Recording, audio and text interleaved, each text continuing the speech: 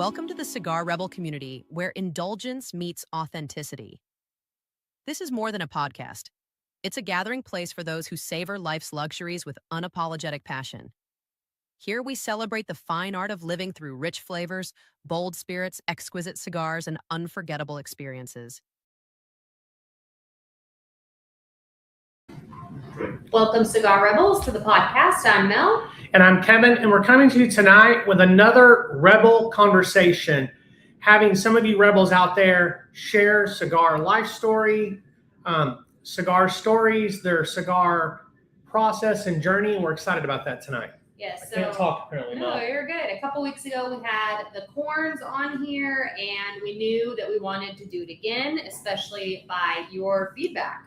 Yeah, and just like last time, no reps, no brand breakdowns, no sales charts, just simply a conversation with other cigar enthusiasts, some of you Rebels. Yes, we're going to have just real people here, as you could see. We're going to have real cigars and real stories. Absolutely, because the truth is cigar culture does not exist in a sales chart on social media and marketing.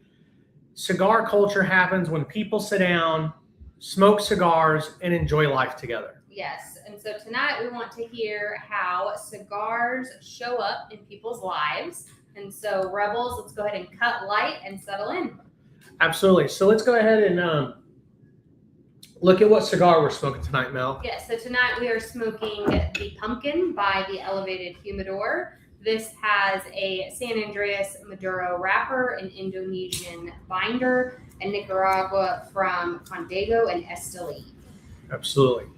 Sorry, the graphic. We're having all kinds of little technical difficulties tonight. Sorry about that. So the graphic didn't show us through it.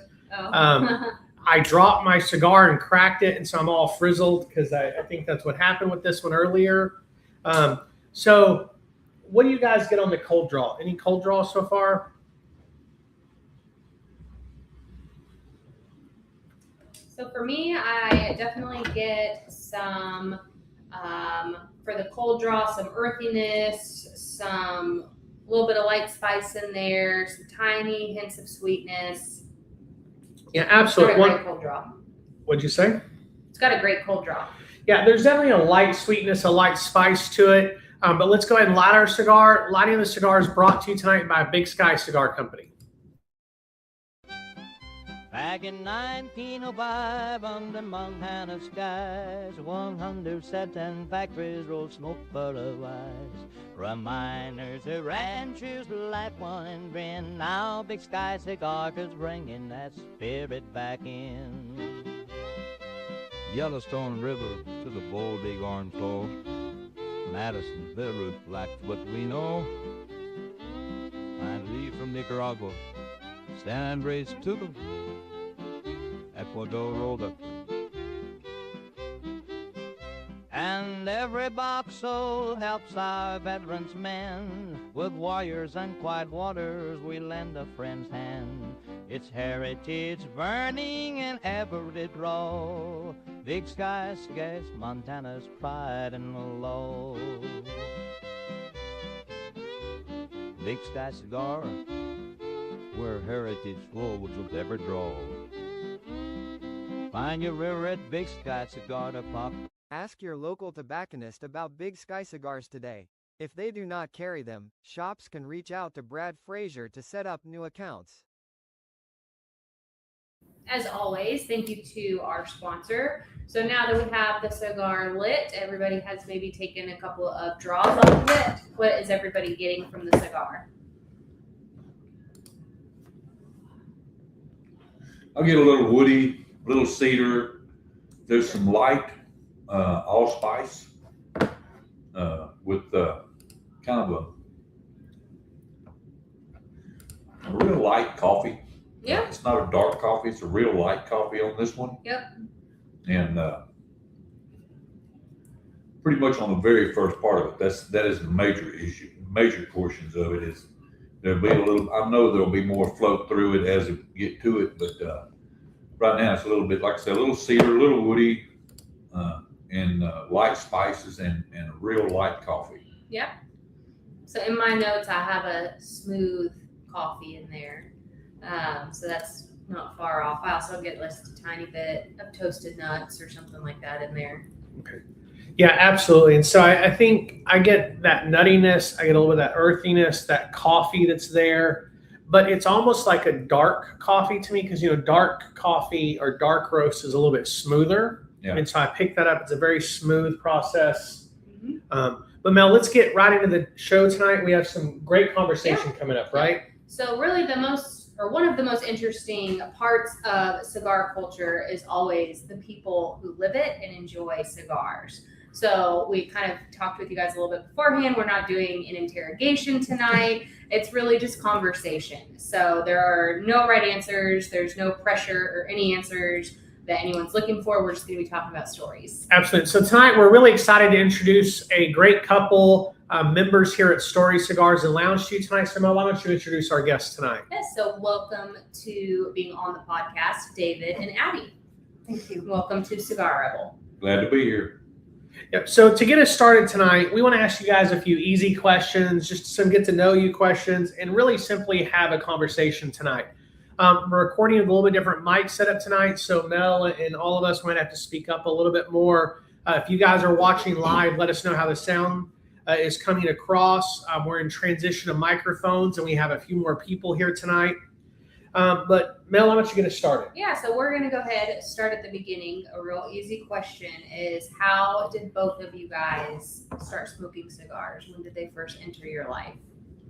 I started smoking cigars fairly early. Well, earlier than I should have, but I'll say that.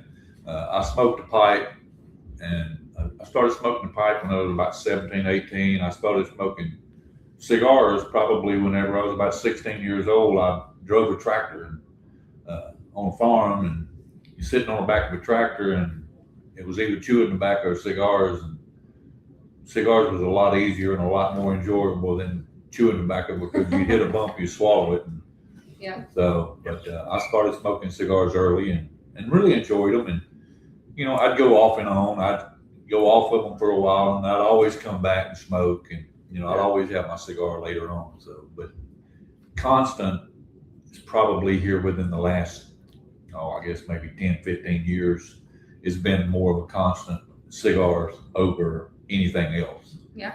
I still smoke a pipe every now and then, but it's mostly cigars. Yeah. What Abby, about- how about you? Oh, Sure. sorry, go ahead. I started smoking 2 years ago after I met David. David and I have been together 4 years, but I started smoking with him in order to spend time with him and kind of have time together. And we'd sit out on the deck and smoke a cigar and discuss the day and just enjoy it. And I've come to smoke now probably 3 or 4 a day. Sometimes I'll ask him, I'll say, David, you ready to smoke? So that was a great time when I was smoking cigars really before Mel was. While she had smoked cigars before me when I started smoking, it was probably a year into my cigar journey that Mel would come outside and smoke a cigar with me occasionally, and I'd smoke a couple while she smoked a small one, which is why she blended the Ladybug, because it was a cigar that she could smoke in the same time I smoked a Toro or a Churchill. And then what happened was just kind of out of the blue one day, we're actually driving to the airport, and she had 2 cigars. I said, what are those for? She's like, for the ride.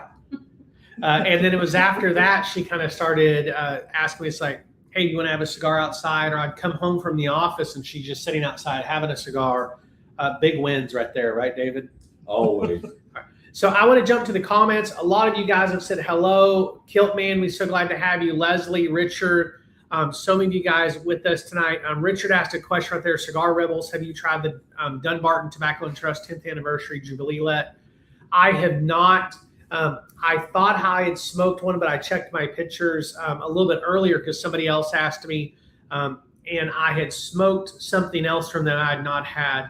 But I do have some of those coming in, and we're going to be smoking those probably in the next week. I'm excited to have them. I'm a big Summer Mesa Brulee fan. The sweetness is a little bit of a put off to some cigar smokers, but it was one of the first cigars that I absolutely loved outside of and beyond kind of the Deadwood series. And so I really enjoyed that one. I can't smoke it all the time, but I do keep a handful on stock. We sell them here at Stories. And I smoked one during poker night, the Brulee Blue, the other night. So I'm excited to get back around and try the 10th anniversary Jubilee. So excited about that. Yeah. So Mel, any follow-up questions on how they got into cigars? So I always like to ask if you remember what your first cigar actually was. Oh Lord, my first was probably about 15 years ago. It was probably, honestly, I think it was probably a Black and Mild. Okay. Just to be honest, and I've progressed over the years. And like I was telling Addie not too long ago that if somebody would have told me 10 years ago that I would be spending $8, $10, $12, $15 on a cigar, I would have laughed and told them they were crazy.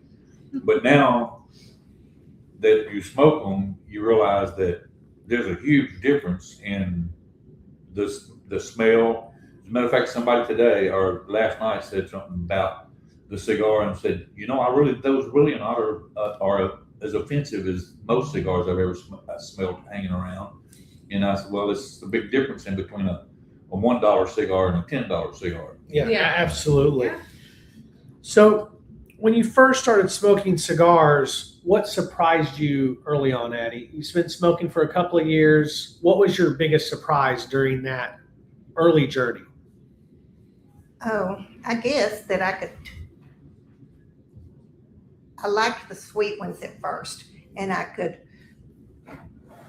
taste the sweetness in them. Mm-hmm. And then it went to the harsher ones, and then I went back to the sweet ones, and then I'm back now to the mediums again. But which one did I smoke first? It was one of the Jane. The Sweet Jane. Sweet Jane. Yeah, and the Fat Bottom Betty. Mhm. Yeah. Those the and Deadwood series. yeah, and I really enjoyed them. But I think now she's more into she'll smoke the Maduros with me because I'm a Maduro and a Oscuro fan. And she'll smoke those with me, but I think her favorites now are in the Connecticut's and the Connecticut shades, the really light wrappers, because they're not as hard, right, on most of them. You do get some of them that the spice is really heavy on, but most of them are not. So. And my Absolutely. go-to cigar is the Ladybug, of course. Perfect. And I'm sure we'll get back around to that here in a little bit. For you rebels out there watching, we'd love for you to drop in the comments what you're smoking tonight, maybe if you're pairing it with something. And of course, we'd love to hear what your first cigar was, if you would drop that in the comments. Maybe it's something you remember, maybe it was a Black and Mild, maybe my first cigar was a Fat Bottom Betty. My first box of cigars that I bought was the same, but the first cigar outside of that was that Sobremesa Brulee, which is, again, why I really enjoy that cigar and come back to it. It's more of the memory of that. Would love to know what you guys are smoking tonight. So, Mel, what's our next question for our guest tonight? Yeah, so when we talk about the beginning of your journey, do you feel like you dived into it pretty quickly or dove into it pretty quickly, or did you kind of just ease into it? I dove into it quickly. Yeah. I did. I would come up to the lounge, and up at the lounge, I kind of smoke, and I don't really taste them. I'm just smoking and visiting. Yeah. And then at home, I'm more tasting them and thinking about what I'm smoking. Yeah. That makes sense. How about you, David? I guess I kind of progressed into them because I was a heavy cigarette smoker, and I smoked a pipe, and then I got into the cigars, and as I got into the premium cigars, it pretty much replaced my cigarettes. I quit smoking cigarettes completely, and I smoke a pipe very seldom now, but so I kind of progressed over from cigarettes and pipes to the cigar. And like I said, once I got to the premium cigars, that's pretty much all I smoke, so, but like I said, I've been off of cigarettes for almost 3 years now. because I smoke cigars, and when you smoke a cigar, you don't really need or want the cigarette anymore. They don't fulfill you. So Yeah. So was there a process where you went from, hey, I'm trying cigars, to the point you were like, okay, this is my thing. Cigars are my thing. Was there a defining moment, or it just kind of happened naturally? I think it happened naturally with me. I Yeah. just jumped into it, and I've enjoyed them ever since. Yeah. Well, I remember you'd come and have one on a night, to where now you're lighting up every time David's lighting. Yes. but it's and I guess like I said, I just progressed into them to where it's not just wholeheartedly as a natural thing. It's just that it became a natural, and it became something that where I realized that I could smoke a cigar and relax. Yeah. And when you smoke a cigarette, you don't relax. You just smoke it and you get rid of it. But you smoke a cigar and you're committed to smoking, and you enjoy the camaraderie and the fellowship of the people that you're around, and you relax. Or whenever I'm on the golf course, and I'm smoking a cigar on the golf course, it actually the brain just seems to slow down, and your metabolism is not quite as high. So Yeah. Absolutely. So cigars are a great way to bring relaxation, calmness, clarity, in my opinion. And I think that's kind of what you're defining. I do it a lot when I'm working on spreadsheets or trying to figure things out, or sometimes I'm doing graphic design. It feels like it slows me down a little bit. It just allows me to focus in. Yeah, very Yeah. much so. Mhm. So a lot of people say that cigars show up kind of during transitional time, so either new jobs or life changes, maybe milestones. Does that resonate with either of you at all, or not really? For full time, yes. For full time cigar smoking, they pretty much came to me as whenever I retired, and I had time to smoke. Yeah. I mean, because before, whenever you retired, you work in an office or you're running your own business and you're out there running up and down the roads all the time. You just don't. And I'm not a vehicle smoker, so that's a hindrance for me for whenever I'm traveling to smoke, because I feel trapped. No matter, even if the windows are down, I feel trapped whenever I'm smoking with the smoke. So I'm not a vehicle smoker. A lot of people are, and that's your thing, and that's great for you. But So I don't know if you know or not, the Palisade and the limited edition and the calligraphy were designed for cigar smoking. I don't know if you know that or not, but it actually is in the brochure.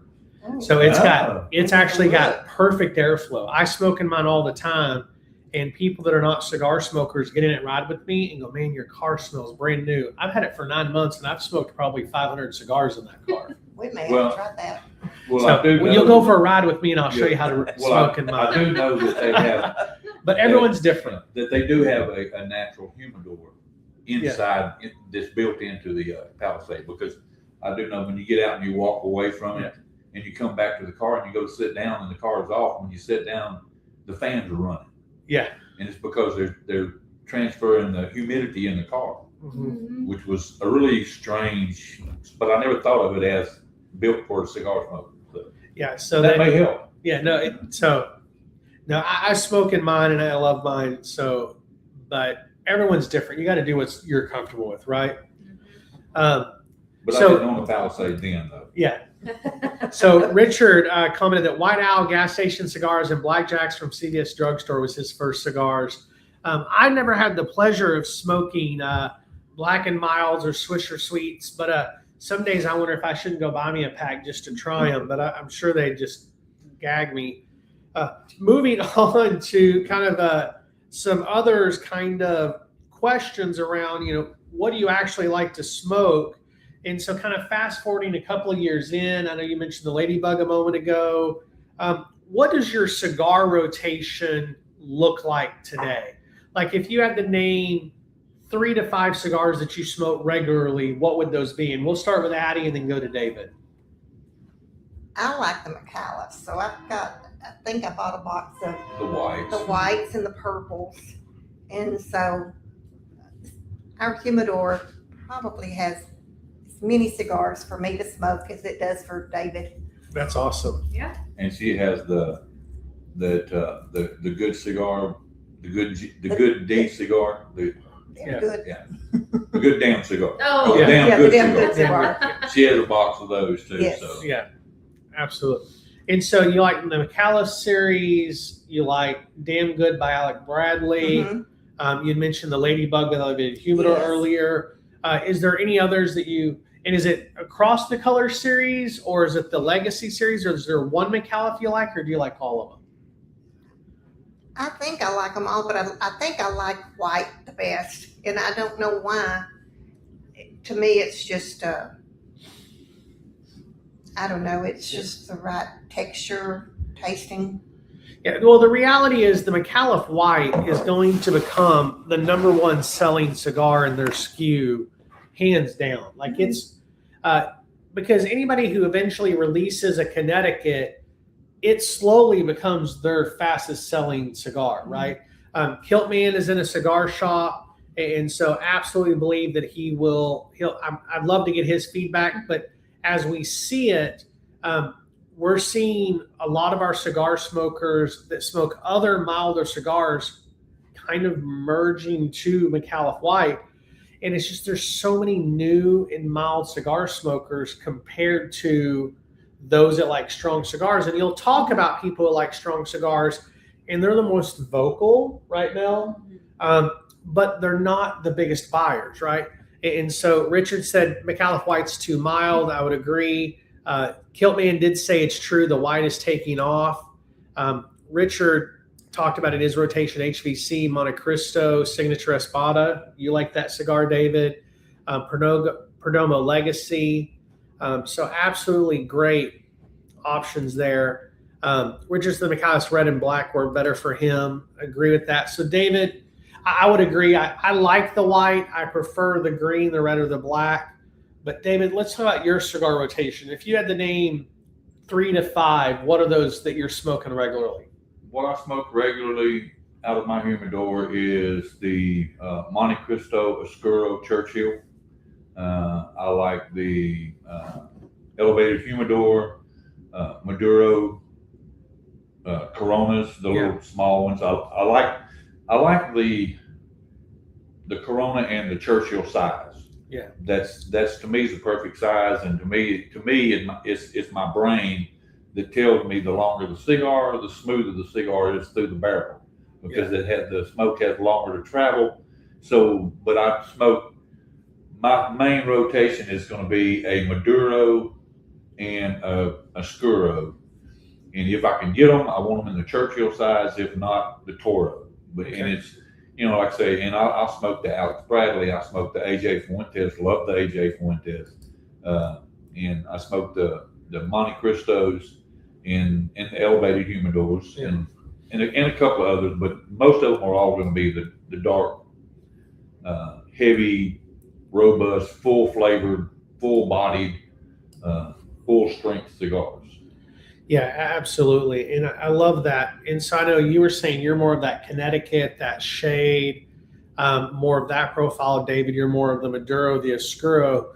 And it's interesting. Mel, what about you? If you were to look at, is there a wrapper or a particular profile that you're smoking regularly these days? At least think over the last month or two.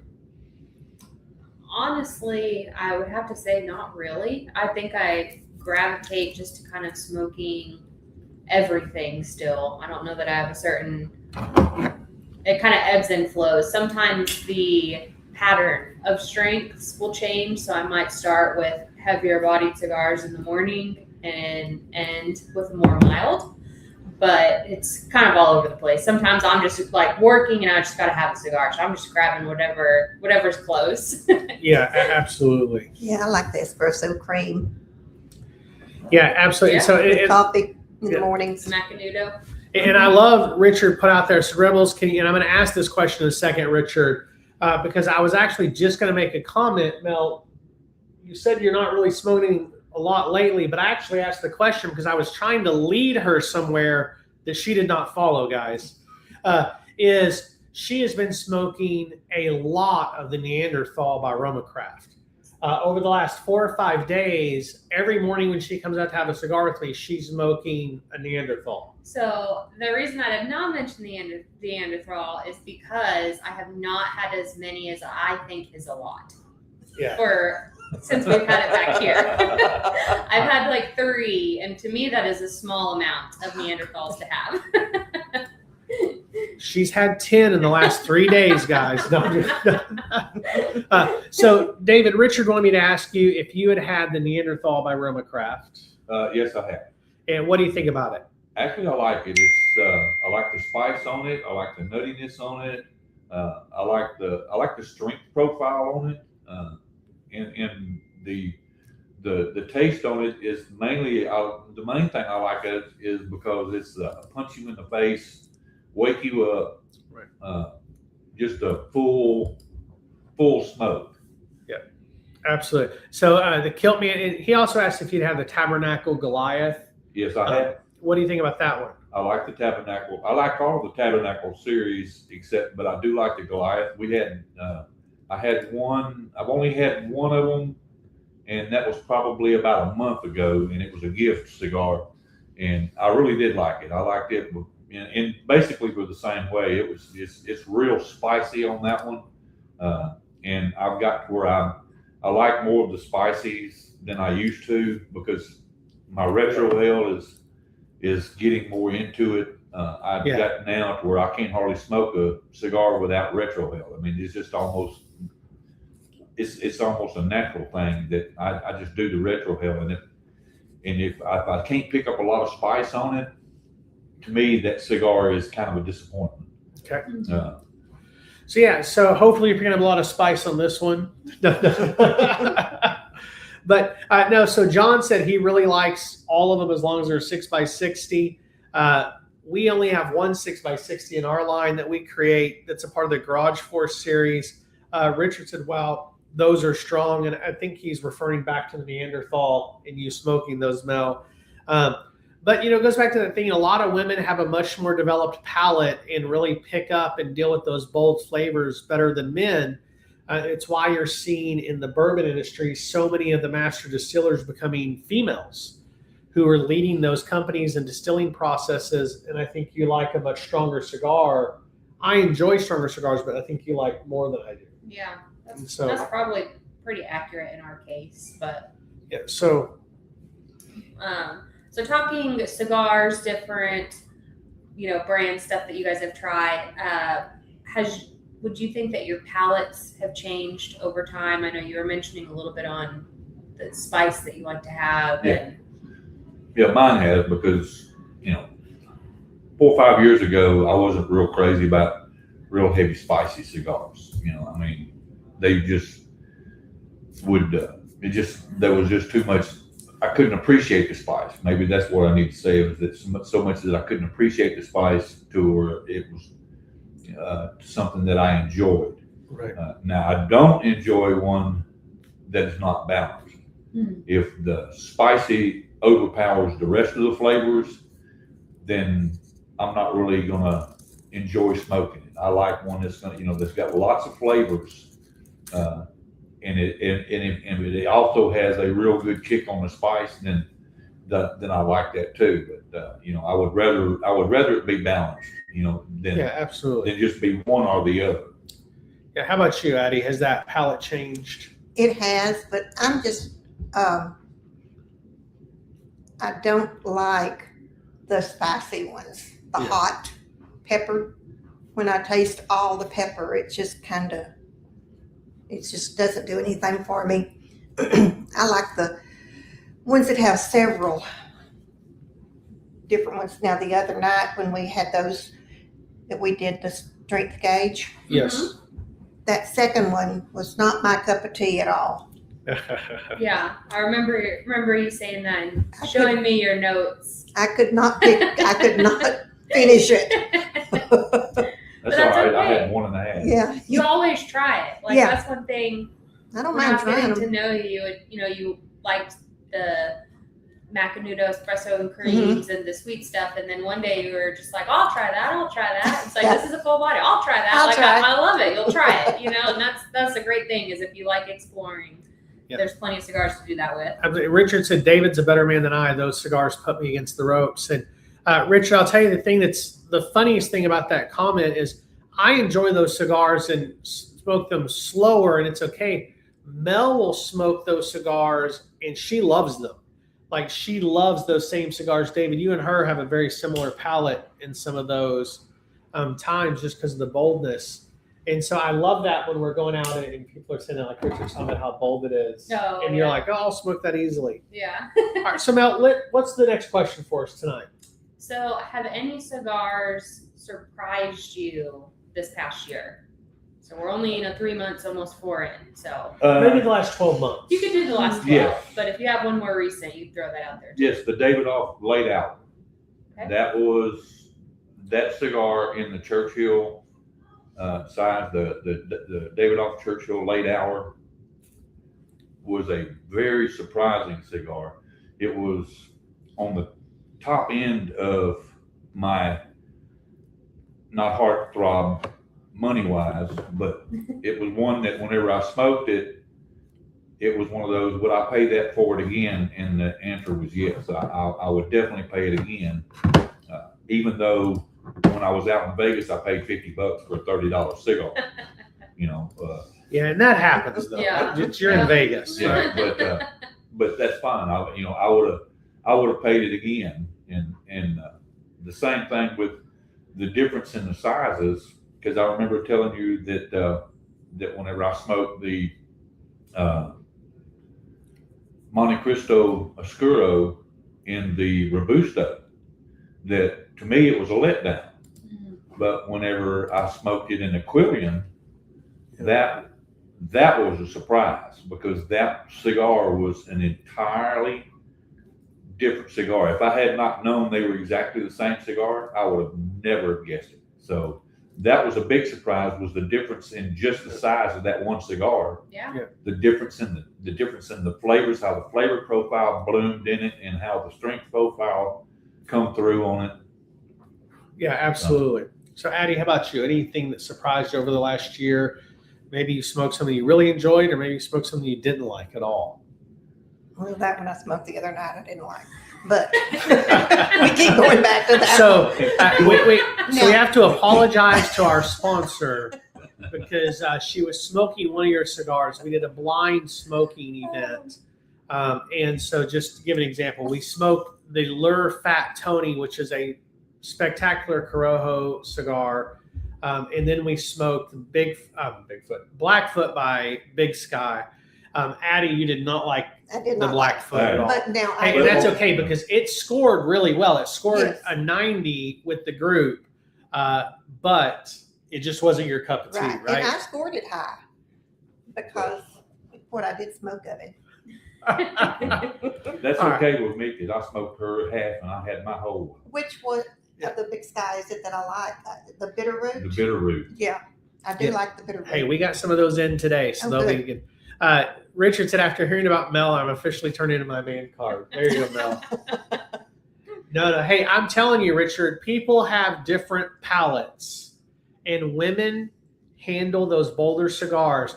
Addie, you're going to get there. It's going to be there to where you're going to be smoking a cigar, and David's going to tap out, and you're going to go, I'll finish it for you. I'll finish it. But my question for you is, did you enjoy the knuckle sandwich? Yes. Now, the first time I smoked the knuckle sandwich, I tapped out on that one. Yeah. But now I smoke it, and I really like it. Yep. So I'm trying to think of, and I'm looking it up on my phone real quick, who makes the Chupacabra cigar. I can't remember if it's Espinosa or if it's Esteban Carrera. I can never remember which one makes it. So that's a cigar that one night I smoked at a cigar lounge, and we were with Chris, with who many of you on the Rebels know, and you guys know Chris well. Him and I was like, all right, I've got to walk to the restaurant that's across the street and get something to eat, because it kicked my tail. And I got about halfway through it. And so Chris was kind of making fun of me. So, jokingly, right? So a year later, we're at the same cigar lounge and Chris smokes it and I have to drive home because it kicked his tail. And both nights, I think we both smoked it on an empty stomach. And I'm going to tell you, that has a huge impact on how you deal with it. The knuckle sandwich I enjoy after a full meal. If I've not eaten, it's going to kick me in the teeth. Well, the first time I smoked it and I did the first retro hell on it, in my notes as I was doing a review on it, my note says, don't do that again.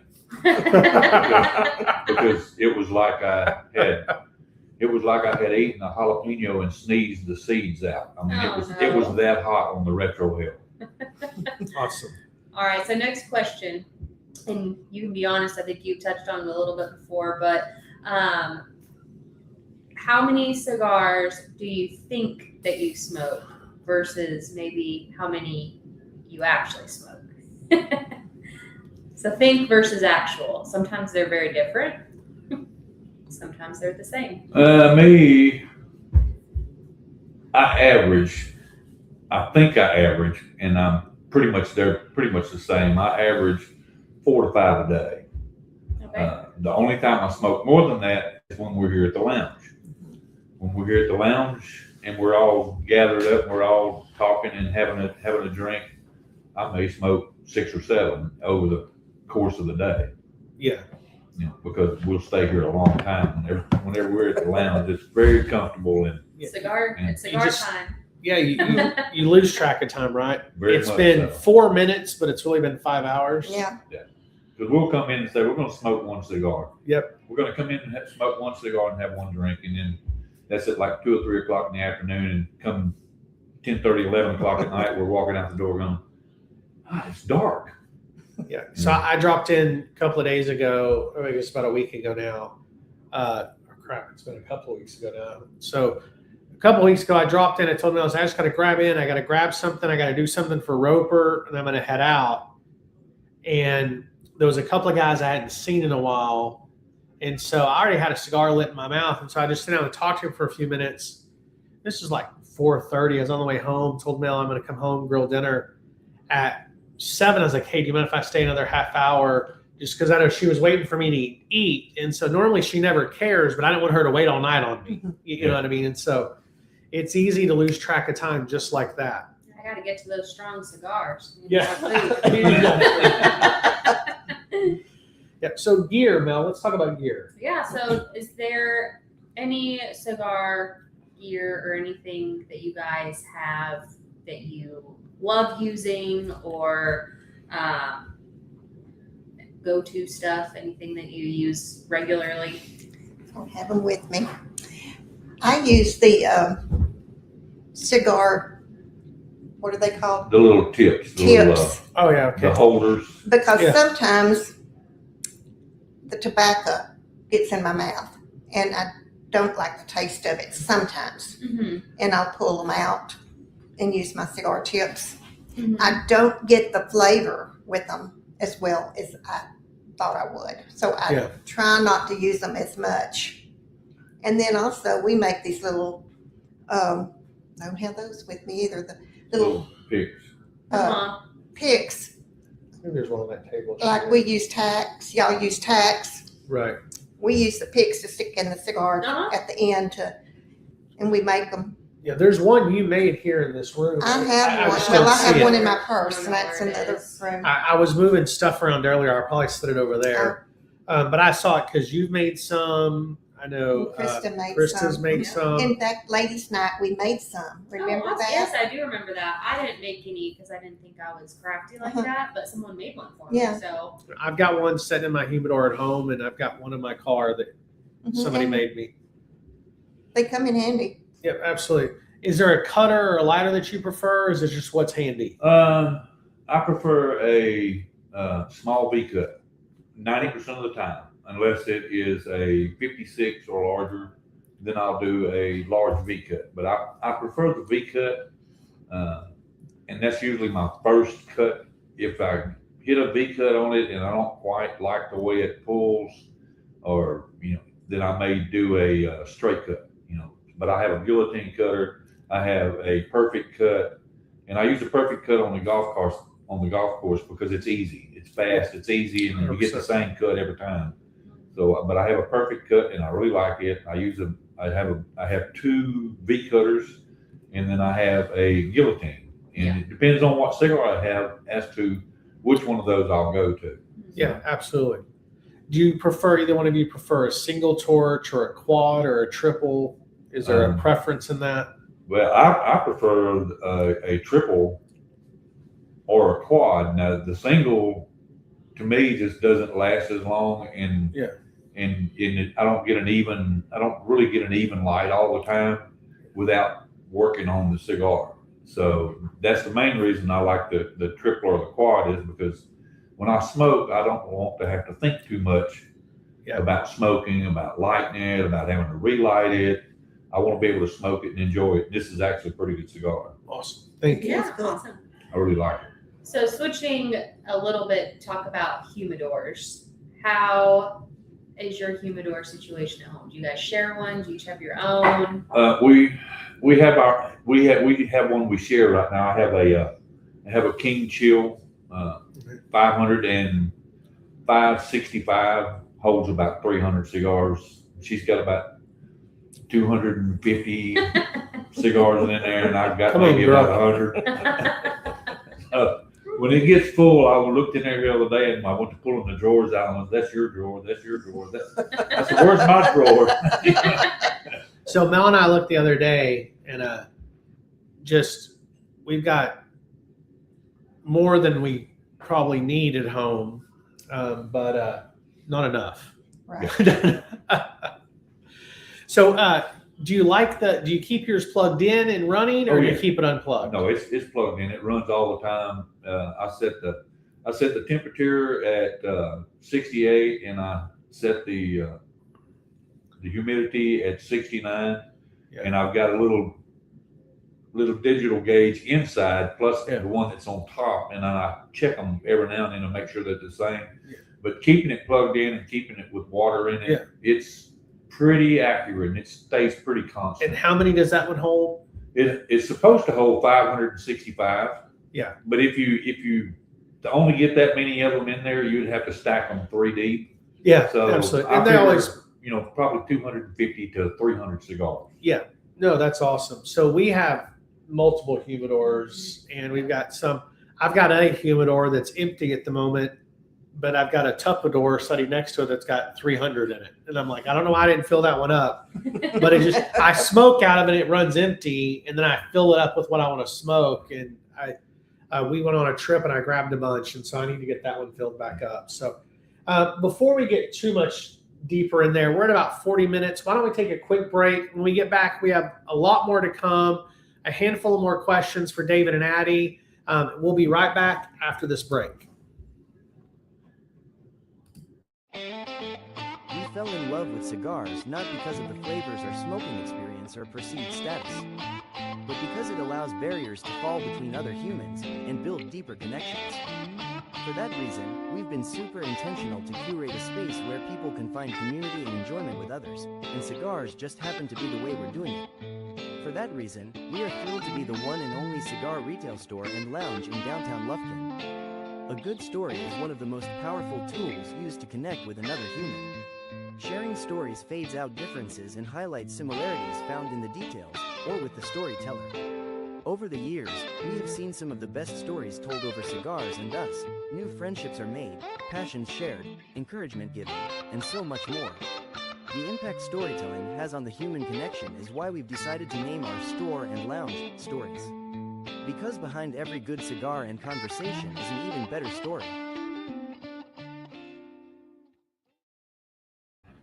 As always, thank you to our sponsors. Before we dive back into our topic, let's look at upcoming shows. So next week, we have segment 2 of our series, Developing Your Palate, Flavor Categories and Flavor Families. We had a great response to part 1, which was just the general overview of developing your palate. This is the next stage that's really going to be building to part 3. We're really excited about it. Yes. On April 13th, we are doing 1 year of Cigar Rebel. On that, we will be smoking the Cigar Rebel Winter Blend. Of course, I am very excited for this. Cigar Rebel is almost a year old. Yep, absolutely. The week after that, April 20th, we're going to have an episode where we film at the PCA trade show. We're really excited about that. And we're going to give you an update by all the shows. So we were going to start live with you guys, and we'll have a couple of different videos to show during that episode, but we'll be with you live the whole time. During that one, we're going to be smoking the Bighorn by Big Sky. And April 27th, we are doing Beyond the Cigar, expanding your cigar circle. You can't see it there, Tara. And we will be smoking the Rose of Sharon by Southern Draw. Yeah, and so we're really excited. Addie's shaking her head. She likes that cigar. That's one of her new favorites, it seems like. Just as a reminder, all of these cigars are in the Cigar Rebel pack. Many of you have been asking how to smoke along with us. We're showing you the cigars that we smoke so you can grab them at your local brick and mortar. If you don't live close to somewhere or you'd just like to have the pack curated for you, you can go to the Elevated Humidor's website, click on the Cigar Rebel, and subscribe. Many of you are doing that, and we appreciate it. This is one of those scenarios where we're selling this pack for $43. That includes tax and shipping, everything included. So far, the average price or retail price of the packs have been $73. So trying to really give a great value to you rebels out there that are following along and smoking with us. Before we get back to the topic, let's check in on the cigar. What's everybody thinking about the pumpkin so far? I like it. It's got a lot of the flavors have actually smoothed out from when I first started. It's into the second, third now. So the nuttiness has picked up. It's brought in a little bit of leather, and the cedar has calmed down. To me, the spices have evened out. I mean, they're not too strong. They're not too weak. They're on the retro hell. They don't make your eyes water, but you know they're there. And so that I like that balance in that cigar. I really do. It's a good cigar. How about you, Mel or Addie? Any thoughts on it? I like it. I'm really surprised that I would like it because I thought it was going to be spicy and hot. It's way more savory to me than spicy.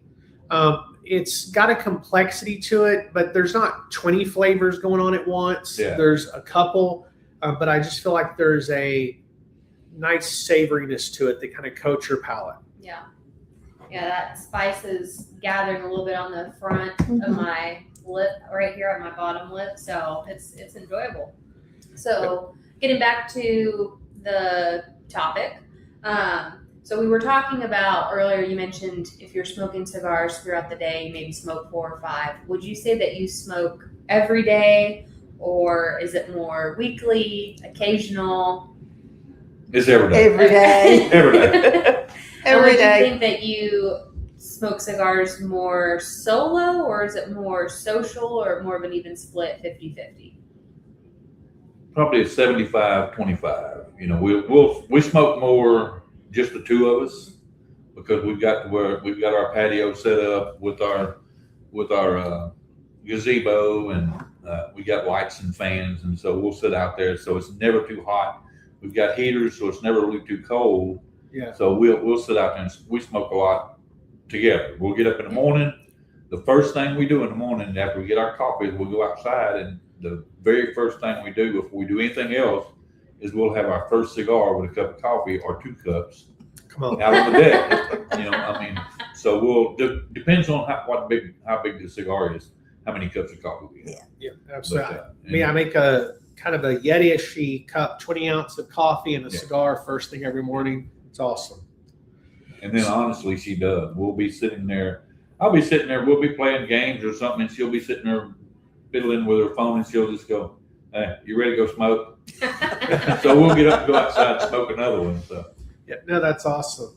So when it comes to lounges, and I know y'all are members here at Stories, and we're currently sitting in the Churchill room at Stories Cigars and Lounge, but you know, is coming to the lounge a treat? Is it an occasional thing? Is it just become a regular hobby? Like you talk about smoking on your deck. How often do you think you smoke at the lounge versus the deck, or why do you do both? We do both. I would almost say that in the beginning, we were more probably 80% at the lounge and then 20% outside, but we didn't have our gazebo and everything set up at that time. But now we're probably still 60% here and 40% at the house, because we like gathering with our friends that we've made since we've been here. And you know, we've been to other lounges and it's the same thing. I mean, it's like what the cigar community has surprised me so much is that no matter where you go, if you go to a lounge somewhere, 99% of the time, the people are inviting. Yeah. We've been to a couple of lounges where if you weren't a member, you sat over there and smoked, and all the members sat over there and smoked, and they didn't really interact with you. But most of the lounges, now you're not going to have that here. If you come to this lounge, you might as well get ready to be friends with somebody, you know, because we're gonna include you in everything. You know? And that's what I like about this lounge over some of the other lounges, and that's why we come here, is because we can come here and we can sit down, we can smoke, we have a good friendship, good conversations, and it's really enjoyable here. Yeah. So, do you think that cigar lounges matter more now than they used to? Yes, very much so. It's since the culture of the cigars here over the past 5 years, the culture has just absolutely blown up, because used to, you know, for me, even whenever I was smoking cigars, it was a mature person's, you know, the only people you saw smoking cigars were people that were older and that, you know, were slower in their life, and you didn't see a lot of younger people smoking. Now, you know, it's not unheard of to see someone that's in their 20s and their 30s smoking, and the age doesn't matter. Whenever you have a cigar in your hand and you're sitting there talking to people, they have no age. It's the great neutralizer. Yeah. As it is. Right. So we were at Wild last Monday, and we actually filmed it the day before, but we went live and then showed the video. We were working with Nathan and Chris, who are the owners there at Wild. And Chris talked about the third place. You know, and so cigar lounges have truly become the third place of our culture. And what that is the third place is it's the third place you go and live life outside of work and home, right? And so that used to be the bar or the pub. And over time, that's kind of gone away. And so cigar shops are truly the last third place in existence. And, you know, those, I feel like in our communities around the United States that aren't plugged into a cigar shop, I think they're missing out, not even necessarily because of cigars, but because of the lifelong friendships that they don't make. Right. Would you say you guys have made some friends that you would consider close or lifelong, or I don't know how life would be without them? Very much so. You know, I mean, we really have. And not just here, but other places, but especially here. We've made friends here that we would have never met outside of the lounge, or I would have never met outside of the lounge. She might have, because she was in jewelry business for 40 years, so she knew pretty much everybody in town. But me, you know, I mean, we've made friends here that we would have never connected with any other way. And since we've made friends with them, there's people here that, you know, that we consider almost family, you know, because I mean, that's, to me, that's what we are, you know. Yeah, absolutely. So hope to meet y'all sometime. Really enjoying this chat. So thank you, John, for that comment. Mel, let's end with a really good one. We got one more question. Why don't you go ahead and ask them that one? Okay. So what has been your favorite cigar moment from last year? Or the last 12 months, maybe.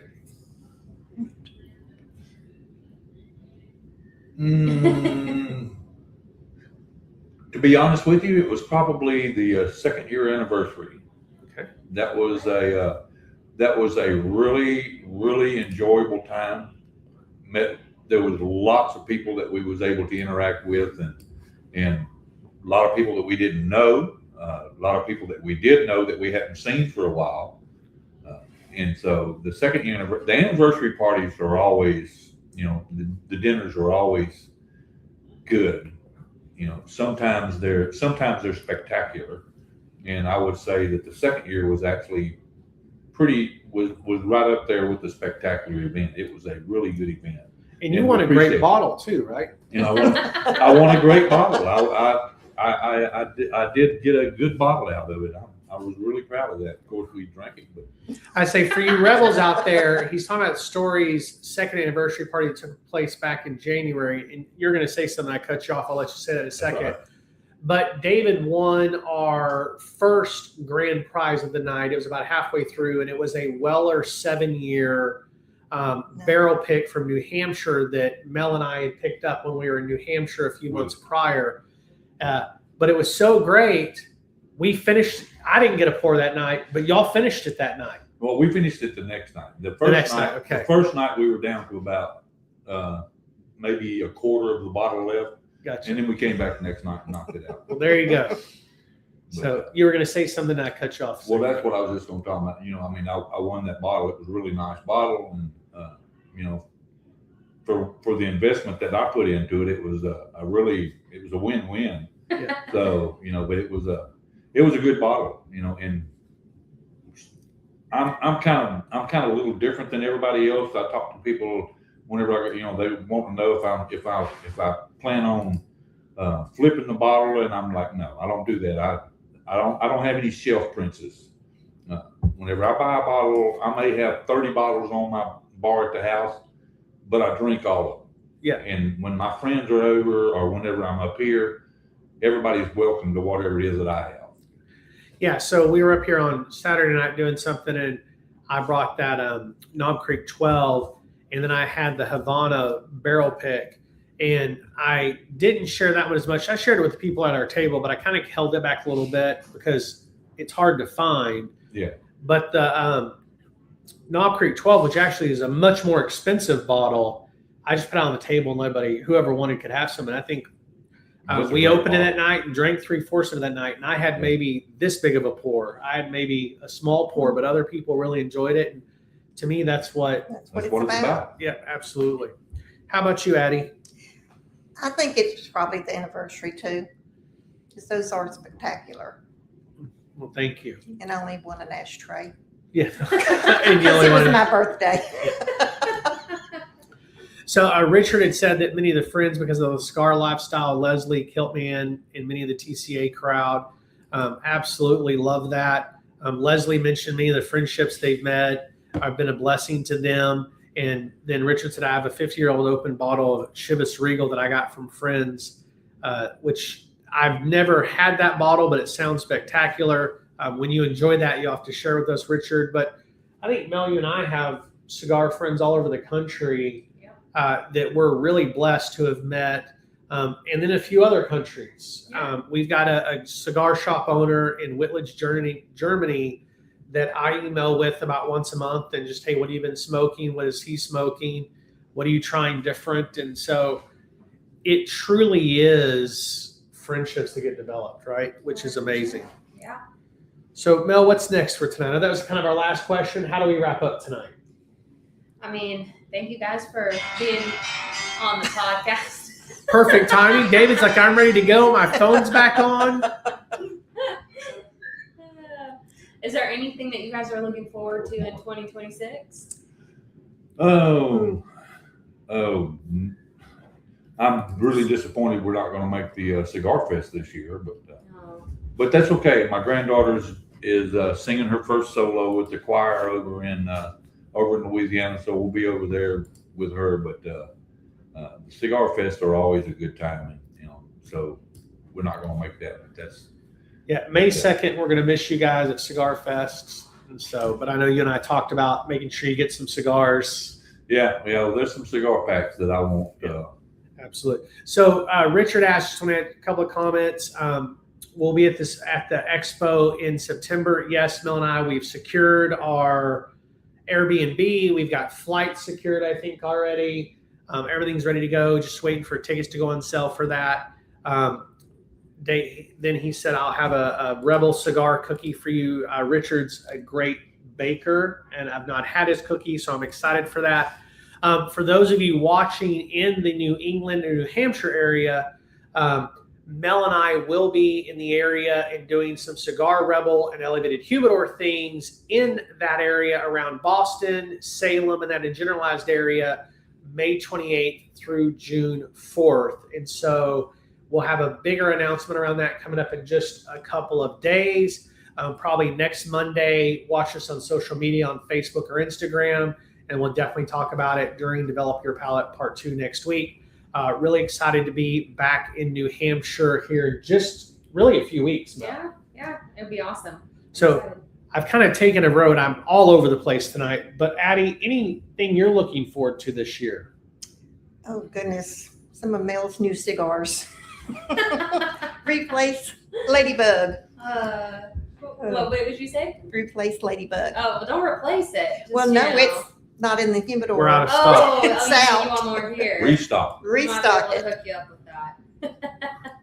Yeah, so John said, oh, okay. So John, we might have to have a night that we come and hang out with you in either one of those days between the 28th and the 3rd over there at Red Anchor Lounge in Nashua, New Hampshire. If you guys live anywhere near that, go in and drop and see the Kilt Man when he's there. He'll hook you up with a good cigar and something to drink. So absolutely love that. But kind of that's our show tonight, right, Yeah. Mel? So let's check in on this cigar before we wrap up tonight. We're a little over on time, which has been the case the last several weeks. But what's your final thoughts on this cigar, guys? Final thoughts is this is a cigar that I think anyone would enjoy. It's really a smooth, mellow, full-bodied, full-flavored cigar that does not taste like a full-strength cigar. I mean, it really does. It doesn't taste like it's really strong, but I know it is. So. Yeah, that's Yeah, great and feedback. it burns well, and the ash is good too. All right. Think, yeah. And mine was only an issue tonight because I dropped it earlier today. So I that's on me. If you're watching tonight or listening on the replay, go ahead and drop us a comment, #ReplayFam. Let us know you've been watching. Let us know what you're smoking during the show. If you're pairing it with something, or maybe you're driving in a car, you can do that anywhere you get your podcast or stream podcast. You can do it here on YouTube or on social medias. We'd love to hear from you. Thank you so much for joining us today. If you liked the episode, please leave us a review, share it with your cigar friends, and hit us up with any topics that you might want us to do in the coming days or future. So, Mel, what is our show next week? So next week we will be doing the segment in Develop Your Palate Part 2, and that's going to be flavor categories and flavor families. Absolutely. And for tonight, that is our show. Yes, so we'll see you next Monday, and until then, keep your cigar lit, your ash long, and your palate curious. Have a good night, guys. Have a good night.